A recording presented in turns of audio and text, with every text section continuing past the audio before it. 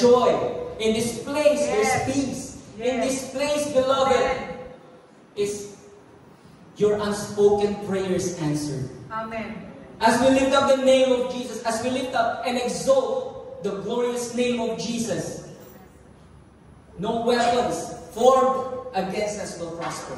Amen. Amen. Amen. The enemies may try to disturb or attack you, but the enemies will flee Yes. in 7.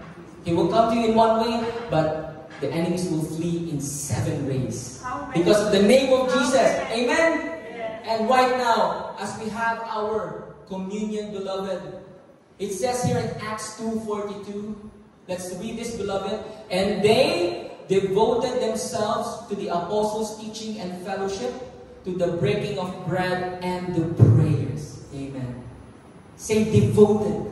Devoted. And part of our devotion is remembering the Lord Jesus' sacrifice on the cross. It's not a sacrifice for nothing. It's a sacrifice of a finished work. Say finished. Finished work. And what He started in your life, He will finish it. Amen. What He started in your life, He will supply it and He will sustain you throughout. And as we have our breaking of bread, beloved, see Jesus.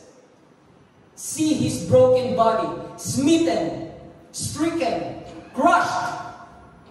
And because of His brokenness, you shall be restored. Because of His brokenness, you shall be made whole again. Depression, anxieties, all these attacks, sleepless nights, see those attacks in the body of Jesus. This is our devotion. Not just in fellowship or prayer, but the breaking of bread, because Jesus is the one true bread that the world can never provide. The world can provide bread, but it is not the true bread. Amen. Beloved. So in 1 Corinthians 11:26, let's read this one. For as often as you eat this bread and drink the cup, you proclaim the Lord's death until He comes. Why are we proclaiming the Lord's death? Because we proclaim the death of everything that comes in your life that's attacking you. Yes. Because of His death, this is the divine exchange, beloved, as we remember the communion. We declare the Lord's death until He comes, because we declare victory over every condemnation, every bitterness, every unforgiveness. It's already gone, because we have been totally forgiven. So, beloved, you may be here right now and have unforgiveness. As we lift up the bread right now, beloved, let's see Jesus and see your sins forgiven. See that He has already forgiven you. As one body, release and let go to Jesus every burdens, every sicknesses. He sees you. He sees you right now. And Lord, as we pray, Lord Jesus, thank you for your sacrifice. Thank you that you will be exalted. Thank you that you have fully forgiven us. And as we are forgiven, I can forgive myself. I can forgive those who hurt me. I can forgive those who wronged me and abused me. And I let go them to you, Jesus, and receive your forgiveness. And by your stripe, I am healed. Say that, beloved. By His stripe, I am healed. Let's pray.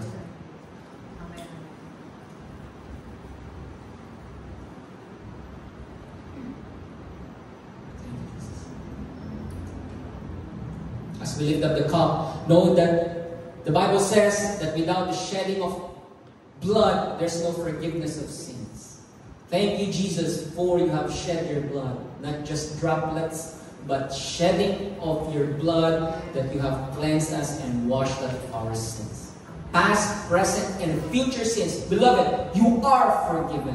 Whatever your failures, whatever the things you have done in the past, not only the past, but in the future, you are forgiven. And you are the righteousness of God in Christ. So, beloved, let's celebrate and say this prayer. Lord Jesus, thank you for your blood.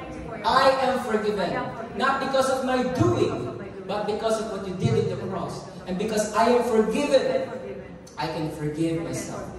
And because I am forgiven, I am declared righteous.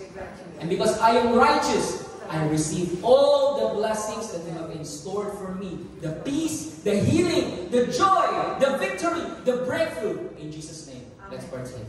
Amen. Hallelujah. So continue our... So let's continue our worship with our offerings. This is still worship. Worship is not just singing and communion. Even giving is worship. Amen. So let me just bring up here, and by the way, you can find some folder envelopes in the chair. You can put any amount that the Lord has moved you to give. In the new covenant, giving is not forced upon you. Giving is out of cheerfulness of your heart. Amen. So let's just read this verse here from 1 Timothy chapter 6, verse 17 to 19. Command those who are rich in this present world. So it's very clear. Command those who are rich in this present world means those who are rich in financial. So it's not richness in financial, by the way. It's not the measure of the money that you have in your bank account. Sometimes it's the measure of how much you think is already enough for you. Somewhere here in 1 Timothy as well, it says there, godliness with contentment is great gain. Amen? So let me read this again. Command those who are rich in this present world not to be arrogant, nor put their hope in wealth, which is so uncertain, but to put their hope in God, who richly provides us with everything for our enjoyment. This is really true. Our hope, wealth in this world is really uncertain. The markets rise, and then next thing you know, it crashes.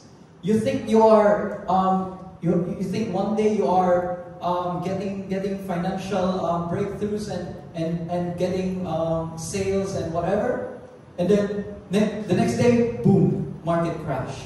So it's so uncertain. But put your hope in God because He is faithful. Command them to do good. Verse 18, command them to do good, to be rich in good deeds. Say good deeds. Good deeds, that's how we should be rich of. Good deeds. And to be generous and willing to share. And this one.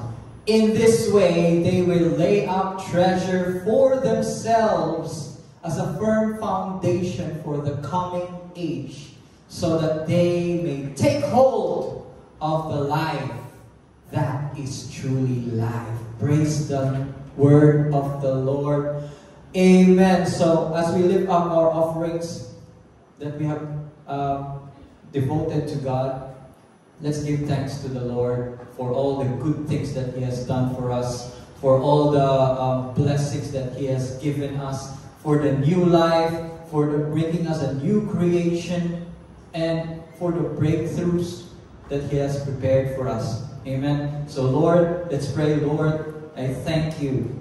I thank You that You have given me life, and You have given me wealth and the ability to make wealth. And through Your grace, You have made me generous to lay up treasures for myself in the new world and the coming age to come. In Jesus' name, I pray. Amen. So everybody, let's put our offerings in the box there in the middle. You can just come up to the box and just put it there. Thank you, Lord. Amen. I'm just going to put mine here in the meantime. Hallelujah.